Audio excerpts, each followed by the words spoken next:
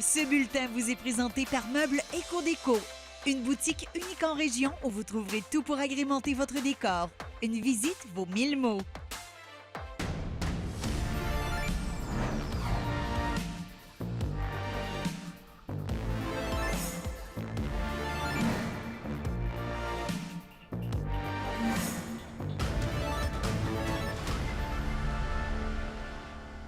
Bonsoir, mesdames et messieurs, et bienvenue au Bulletin d'information.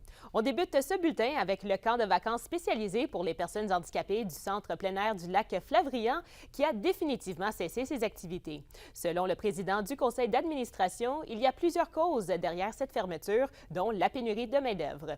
Le camp nécessitait des travailleurs spécialisés, ce qui ajoutait un niveau de difficulté.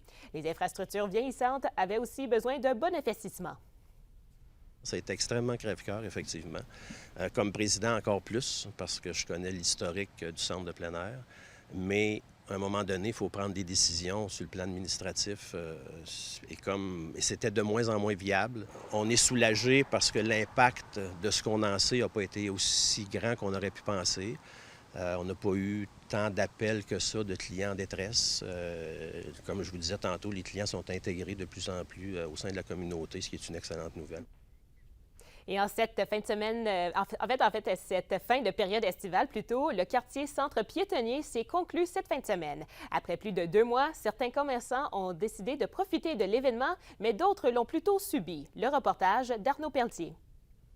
En place depuis le milieu du mois de juin, la zone piétonnière s'est conclue cette fin de semaine à Rouyn-Noranda. Une portion de l'avenue principale et de la rue Perrault-Est était fermée aux véhicules, des terrasses, kiosques et autres animations étaient offerts. Pour certains commerçants, cet événement est une occasion en or. Ça change beaucoup pour nous. C'est sûr que c'est une grande retombée économique. On parle d'un restaurant, donc je peux doubler ma terrasse. Ça fait un double de revenus quand même à ce niveau-là. Je dirais que le côté le plus plaisant là-dedans, c'est vraiment le côté animé des rues. C'est le fun. L'été, les gens sont contents, ils marchent. Nous, on trouve ça vraiment bien. C'est parce que c'est sûr que là, il y a des gens qui découvrent, il y a des touristes aussi qui viennent. Fait qu'en marchant, là, c'est plus facile de venir voir des boutiques, de découvrir un peu. Donc, c'est super le fun pour ça. D'autres commerçants voient l'événement d'un autre œil. Certains ont vu une baisse au niveau de leur clientèle. Les personnes qui viennent habituellement en magasin, c'est souvent des personnes âgées ou qui ont un peu de difficulté à marcher et tout. Donc, en fin de compte, ils ne peuvent plus vraiment venir parce qu'ils ne trouvent pas de parking assez proche pour pouvoir venir nous voir directement en magasin. Je trouve que la longueur, je trouve ça trop long. Effectivement, ça dure 2 mois pratiquement, puis je trouve ça un petit peu long pour nos clients, surtout qui viennent au salon. C'est une situation qui est plutôt problématique, je vous dirais. Puis on est quand même conscient que pour certains commerces, certaines entreprises, ça peut être peut-être bénéfique. Nous, ça ne l'est vraiment pas. De leur côté, plusieurs citoyens ont apprécié la zone piétonne des dernières semaines. Moi, je trouve que c'est vraiment une belle expérience. C'est vraiment le fun. Je trouve que ça rend la ville vraiment plus belle, plus attrayante. J'ai aimé ça, mais on n'a pas eu de belle température. Puis il manque de musique. Je trouve que c'est vraiment intéressant. Quand une personne chante, tout le monde est venu entourer la personne. Il rit, il regarde. On est content. Claudette Carignan, conseillère municipale du district Centre-Ville, est satisfaite de l'événement. Écoutez, il est quand même tôt pour faire un bilan, un grand bilan, là, un bilan détaillé, mais moi, les gens que j'ai croisés, ils étaient tous très contents. Ce n'est que des commentaires positifs que nous avons eus. Rien d'officiel n'a été annoncé concernant un éventuel retour du quartier Centre piétonnier l'an prochain, mais des discussions ont lieu pour renouveler l'événement. Arnaud Pelletier, RNC Nouvelles, Rouyn-Noranda. L'engouement pour les voitures électriques se fait sentir partout en province. Et pour cette occasion, j'ai parlé avec le président de l'Association des voitures électriques du Québec pour en savoir un peu plus sur cette tendance en région. Justement, avec les dernières années, avec la pandémie, le prix de l'essence et tout, est-ce qu'on commence à voir un engouement en région?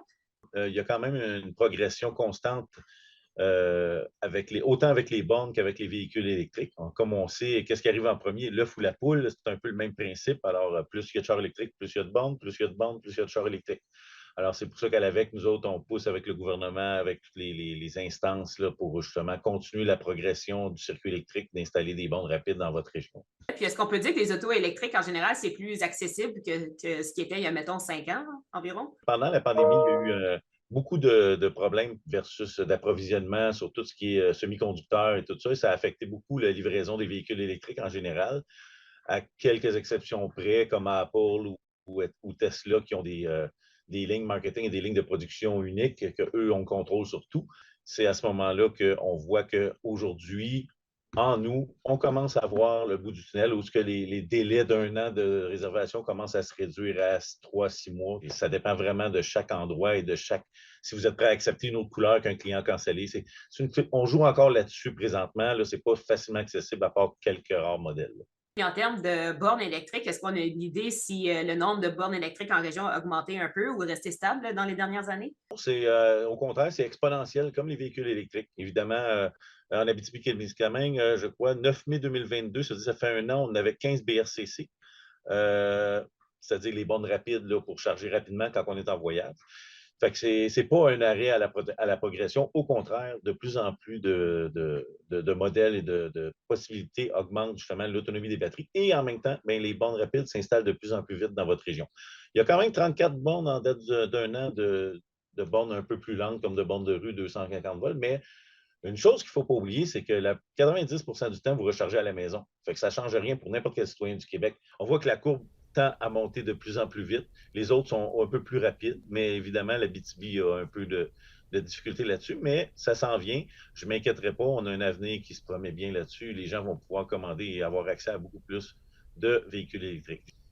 Parfait. Merci beaucoup pour ces informations. Ça me fait plaisir.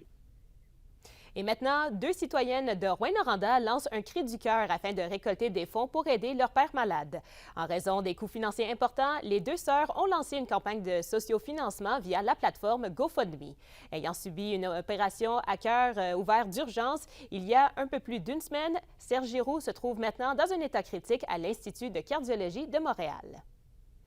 Les sous vont vraiment servir à se déplacer vers le grand centre de Montréal, se déplacer dans l'Abitibi-Témiscamingue quand mon père va être de retour à la maison. Puis mon père n'a pas d'entrée d'argent depuis un petit bout là, à cause de tout ce qui se passe. Là, donc, les paiements de maison ne se font pas seuls. Ce qui est quand même assez dispendieux là, aujourd'hui. Dans un tout autre sujet, le Rouyn-Norandais Samuel Fortin a comparu par vidéoconférence au palais de justice de Rouyn-Noranda cet après-midi. Le jeune homme de 18 ans est accusé d'agression sexuelle, de contact sexuel, de leurre et d'avoir braqué une arme à feu à l'endroit de victimes d'âge mineur. Son avocate, maître Caroline Veillette-Jackson, a demandé à ce que le dossier soit reporté au 9 novembre. Ce week-end était chargé en festival, à commencer par la 20e édition réussie d'Osisco en lumière malgré les intempéries. C'est du moins les premiers sentiments partagés par l'organisation qui a tracé en fin de semaine un compte-rendu préliminaire de son événement. Le festival, qui s'est conclu samedi avec la prestation enflammée de Charlotte Cardin, aura su convaincre les courageux de rester sur place malgré la pluie et le froid. On poursuit avec le festival Western de Gig qui terminait sa 40e édition hier. Les festivaliers ont répondu à l'appel pour les nombreuses activités sur place. L'organisation est très reconnaissante envers la population pour les 6 jours de festivités. Les responsables du festival tiennent à remercier tous les bénévoles impliqués. La Rouyn-Norandienne Olivia Barry a terminé en 34e position, lors de l'épreuve sur route des championnats du monde hier à Glasgow, en Écosse. La cycliste a d'ailleurs été victime d'une chute au milieu de la course alors qu'elle est entrée en contact avec Simone Boilard. À Sportcom, Olivia Barry affirme être tombée au sol et avoir glissé dans la barrière. L'athlète a donc terminé la course à 13 minutes de la gagnante, la Belge Lotte Kopecky.